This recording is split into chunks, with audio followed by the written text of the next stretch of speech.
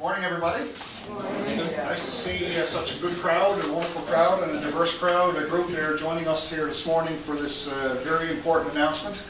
And I thank you all. Thank you all very much for coming this morning. It's my pleasure to be here as the minister responsible for Newfoundland and Labrador housing to announce this funding this morning, and also to bring greetings to all of you on behalf of Premier Dunnerdale and our government. The government of Newfoundland and Labrador is actually under Premier Dunnerdale in her government in 2009. She was part of it in 2009. That this program was introduced and has proven over and over again to be very successful, and very much as a result of the work that you've done in the communities and your partners and supporters as well. This announcement this morning will be $1.2 million in funding to this year's recipients of the Provincial Homelessness Fund.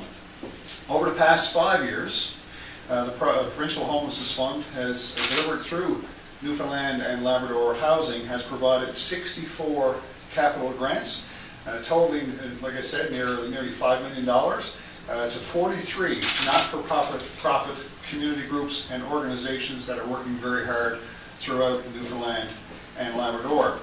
And these groups provide assistance and services for people with complex needs who are homeless or at risk of homelessness.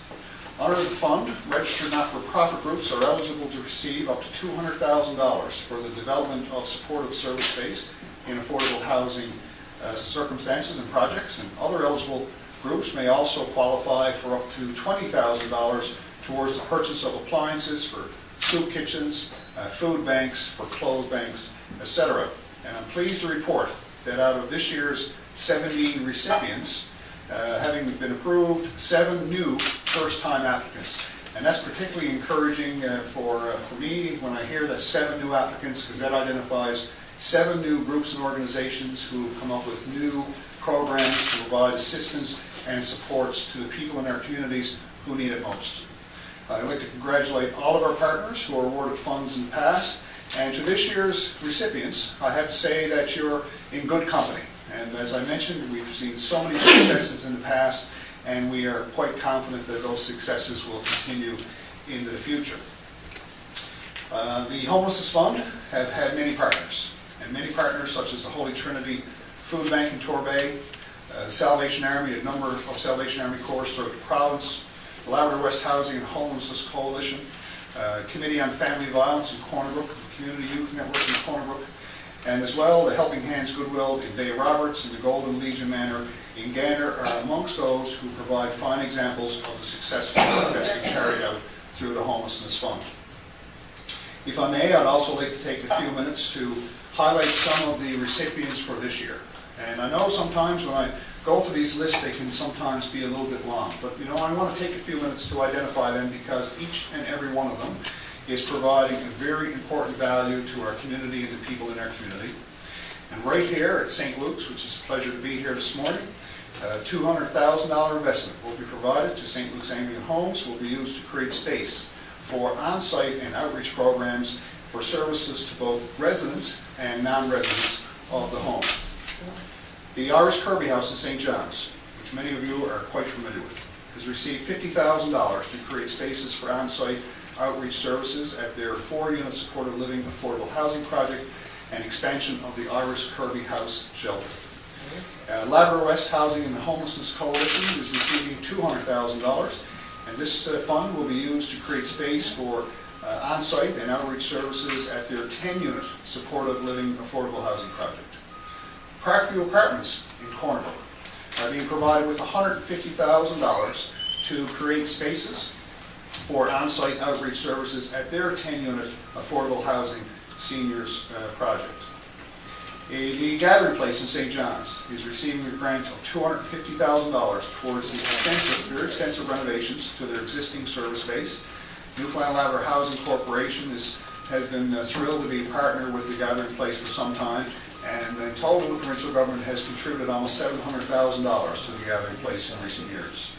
Stella Burry in St. John's is receiving $50,000 for renovations to a building purchased on Cabot Street.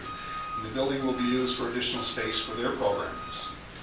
The Independent Living Resource Center in St. John's, $50,000 towards the expansion of the current facility, which offers information, services, and resources to individuals with any type of disability or complex service need. The Jimmy Pratt Memorial Outreach Center in St. John's has been provided with $24,000 for renovations and appliance purchases for programming and a weekly meal program for individuals with complex needs. I mentioned the Salvation Army a little bit earlier, and this year Salvation Army is providing 2 grants and totaling approximately $50,000. In Gander for renovations to existing service space and the purchase of commercial stove for their meal program. And in Conception Bay South, $22,000 of funding has gone to them for their outreach plans to include the installation of kitchen appliances for a seniors meal program. I had the pleasure of being with the Salvation Army at their announcement and opening of a new facility earlier this year. And I can tell you through my connection with them in Conception Bay South as well as throughout Newfoundland and Labrador, we all know the value and the great business and the great work that the Salvation Army does in communities throughout our province. The Committee on Family Violence in Cornerbrook will use $6,600 received for repairs to a second stage housing that's required. It was required due to the water damage that they underwent. The Holy Trinity Food Bank in Torbay is receiving $10,000 for renovations to their food bank. Aunt Jean's Place in Stephenville is receiving $60,000 to make renovations to support space in an emergency shelter.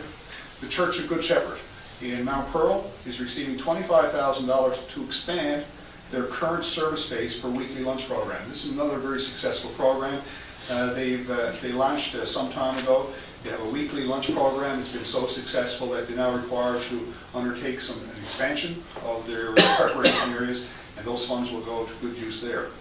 The Annigan Parish in Belle Isle is receiving $20,000 for appliances for a new community space where meals will be served, along with programming space for nonprofit groups who provide support to individuals in the community, individuals with complex needs. The Hub in St. John's, who's represented here this morning, as many of these groups are, funding to complete renovations to their facility that provides services and programming to disabled individuals. And finally, but certainly not least, is the Tommy Sexton Center in St. John's. And the Tommy Sexton Center is receiving $22,000 towards renovations to their building, which provides housing and programming to individuals living with HIV and AIDS. The funding of these grants, as I've outlined here today, will provide capital investments for the development or renovations of service space that do essentially 3 key things. First of all, it provides supports their clients with complex service needs living in their community. Secondly, it promotes housing stability.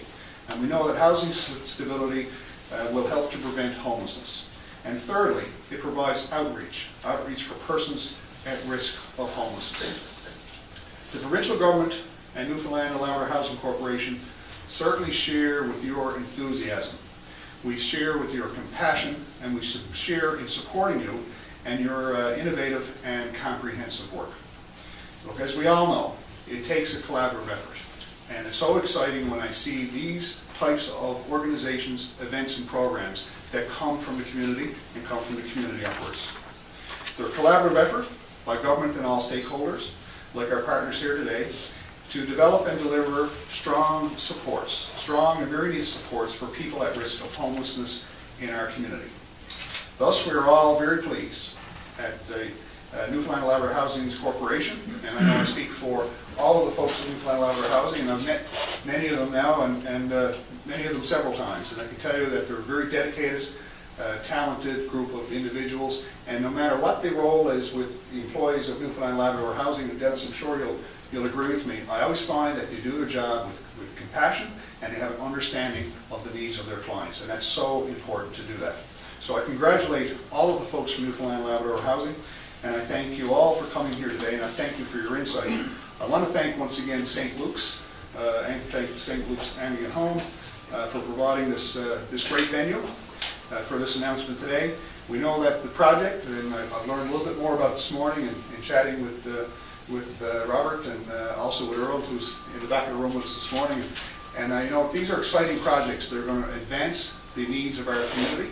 They're going to provide new options and better options for seniors who are looking for affordable housing options, I congratulate you on your project. I wish you, gentlemen, and all of you ladies and gentlemen here this morning, continued success in all of your projects and programs. Thank you very much.